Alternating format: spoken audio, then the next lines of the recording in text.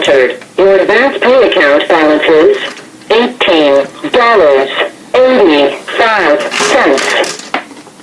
For customer assistance, billing inquiries, or to block future calls, dial 1-877-650-4249. To hear the call. This call is subject to monitoring and recording. Do not use three-way or call waiting features during this call. Thank you for using Global Tel Link. You ready? Yes, sir, Mr. Hansen. Well, you wanted information about why I'm still in jail?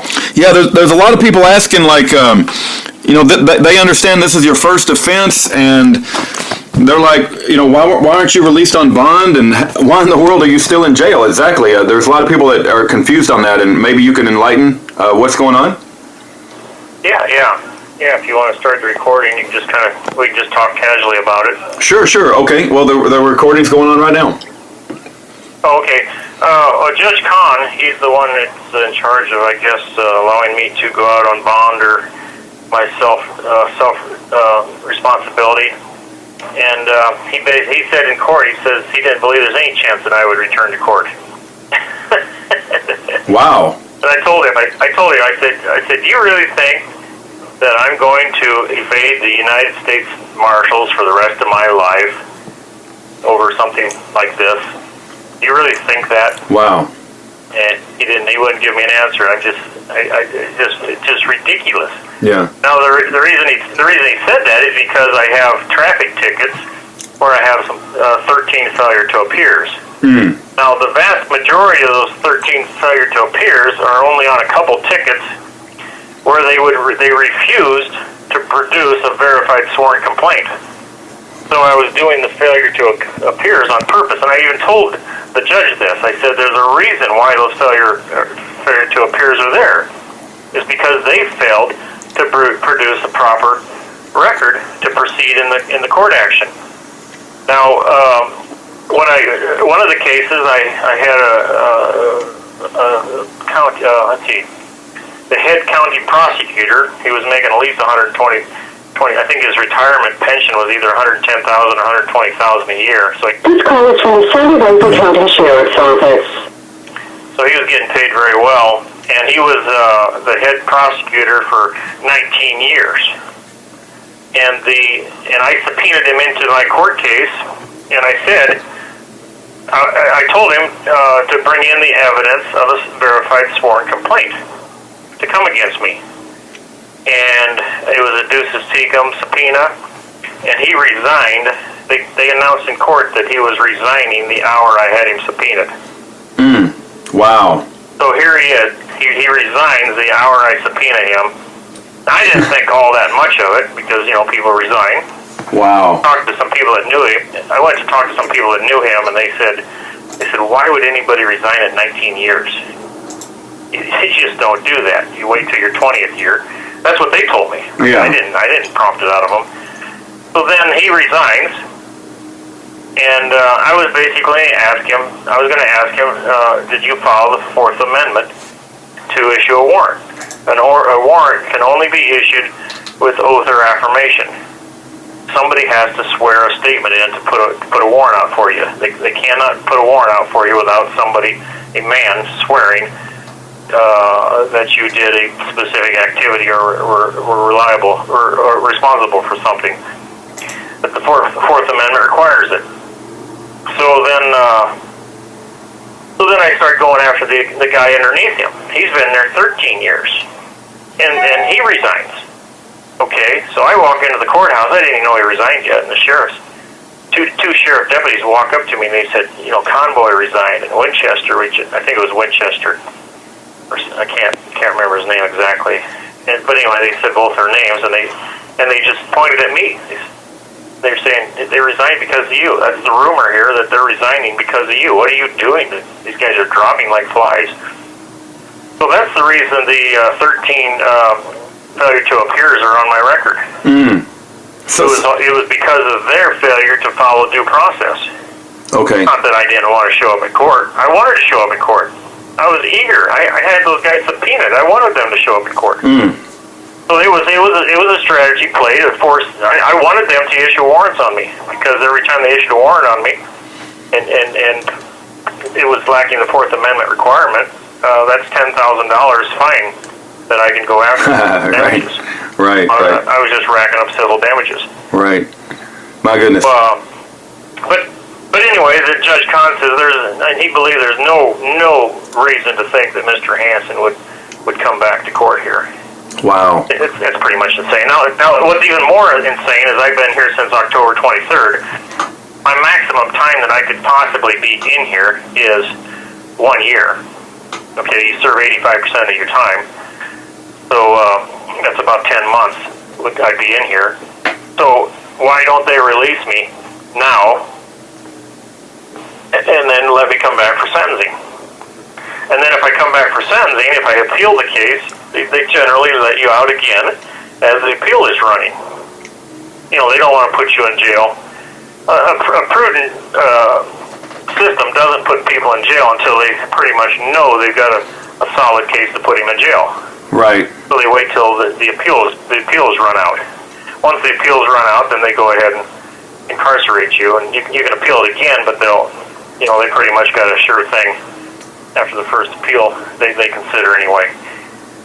So what this does is eliminates it almost takes a great deal of my ability to defend myself away from away from me, and then it takes a great deal of my ability to appeal the case away from me. So it's I call it organized crime. Yeah, that's absolutely right. Organized crime. You've been in jail since October 23rd. If I'm counting the months up properly, what is that? 7 months? You've been in prison 7 months? On the 23rd, it'd be 7 months. Yeah. Yeah. Wow. I think that's right. Now you mentioned it'd be 8 months. October, November, December, January, February, March, April, May. Yeah. Okay. Well, I count 7, but maybe I'm counting wrong. It's still too long, whatever it is. But you mentioned 6 months for each contempt of court, and you're the first person I've heard mention that the maximum penalty for criminal contempt of court is 6 months. I've heard other people say that it's unlimited, and the judge could throw 99 years on you if they just wanted to and they were evil, which I consider some of these judges evil. How certain are you that the maximum they can put on you for each charge is 6 months? Is that something that you feel very confident about?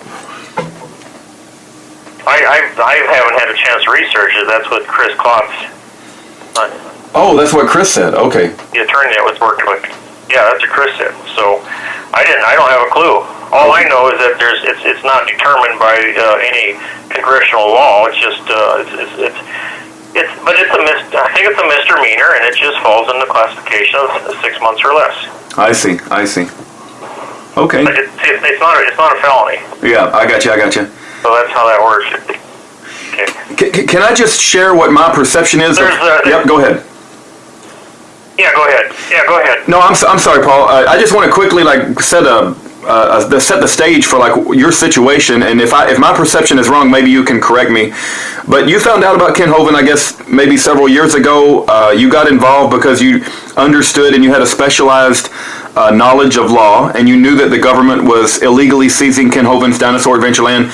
So you got involved and you either got involved or were asked to get involved. You were not getting paid any exorbitant salary. Maybe you weren't getting paid any salary as part of this ministerial trust. And you were just doing what you thought you needed to do and to act in the best interest of the trust in order to protect the land from the government. And next thing you know, after you were involved in allegedly mailing legal letters and legal documents that are in no way fraudulent, just part of the legal system, you wind up in jail, right? And you get pulled from your home in Nebraska all the way to Florida, and you spent the last 7 months in prison just trying to help out a friend and do the right thing and protect land that the government was illegally seizing. What part of my perception that I just talked about is anything wrong, or is that pretty much exactly the way you see it too, or? Yeah, I didn't. I've never got paid by for acting as a trustee, and the reason I got involved in Kent's case is because I was taught by a guy that died last year that has beat the IRS 50 times, and I knew that the IRS had to produce a witness to put in the witness chair and state the claim that Kent Hovind had a duty to withhold money from the creation science evangelism workers. I knew that the IRS agent will not do that because that duty does not exist. So all Kent's attorney had to do, and I told him to do this. I told him to subpoena Scott Schneider, Deuces Tecum, have him bring in the evidence that Kent had a duty to withhold taxes for the United States from the workers of creation. This call is from the Southern County Sheriff's Office. And then had a duty to turn that money over to the United States through the IRS process. Scott Schneider, if he was subpoenaed into the witness stand, he would not. I guarantee he would not answer that question. Chances, our experience is the government dismisses their case right before that. Okay. Wow. So you weren't getting paid. You weren't getting paid, and you just. Yeah, I wasn't getting paid. I still haven't got paid anything. I don't expect to get paid anything. And you were motivated by helping out Kent Hovind just to do what's right and protecting the land from what you saw was an injustice, because you wanted to help out from the just you just wanted to help a friend out. You've wound up 7 months in prison, and it's just incredible, absolutely incredible. Which is not uncommon in the federal system. Now, all I was doing is I mailed a letter to a title insurance company, and I told them that we believe we had a legal interest in the property. That's all I did. I was setting the stage.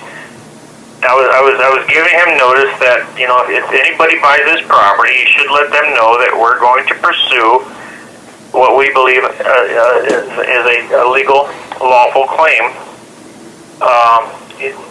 in that property. That we believe that Judge Rodgers had no authority to administrate that property away from the trust, and we've never had our day in court. So I was actually involved in a litigation, the first steps of litigation. The first steps of litigation is to try to make peace with your neighbor before you take it into the court, right? Right. Biblical. Right. That's all we were doing. We were trying to let them know before we brought in the big guns and the subpoenas and all this other unnecessary stuff. Oftentimes, is we tried to make peace with our neighbor before we started litigation. That's all that letter was going to do. And what did they do? They converted it into a clouding the title. Now the attorney said in a witness chair that it clouded the title. But asked, how did it cloud the title? He couldn't find any evidence that he wrote any letter to anybody or email or phone conversation communicating to them that my document clouded the title. Now, how can the attorney say it clouded the title, but when he's asked how it clouded the title, and did he ever communicate to anybody else that document clouded the title, and then the jury find me guilty? How is that possible? Yeah, that's crazy. It's impossible. That's crazy. What charges are left remaining against you, sir? What charges have not been dropped that you're still facing? Well, everything's been dropped. I've been found guilty of 2 contempt charges. One of the contempt charges is associated with mailing that letter to the title company of our perceived claim, and then the other contempt charge is failure to appear to a warrant in Florida. Now, the warrant issue is they sent a subpoena to me to ask me to jump on an airplane and fly down to Florida at their expense, and I wrote back a letter and I said there's no statement of law on that document. I said, please inform me of the legal duty that the legislature of the United States has assembled, that I have a duty to respond to your request. You have 60 seconds remaining. They wouldn't give me the statute. They wouldn't give me nothing. And I said, well, if you don't tell me the duty, I'm going to assume that I have no duty. And they just ignored me, and then they arrested me with a SWAT team sometime after that. Yeah. Absolute tyranny. Absolute tyranny. Hey, thank you for your time today, Paul. And I know we're running out of time here. If you ever want to call back and make a statement, or just let us know. Also, I can put money on the video chat if you ever want to use that option. It's certainly available to us, but I will have to put money on it. So just call me and let me know. We love you. We're praying for you, and you're a true friend, sir. And we hope you get out of there soon. Okay. If you want me on the video, you just pay for it. I'll be glad to. It's whatever your customers want. Okay. All right, Paul. We love you. We hope you get out of there. God bless you, sir. Thank you. Bye-bye. All right, that's Paul Hansen, who was just simply trying to help out, wasn't getting paid, wasn't motivated by getting paid, just wanted to help Ken Hovind protect that land, and he's wound up in prison for the past 7 months, and who knows how much longer they're going to try to give him on this June the 29th sentencing date.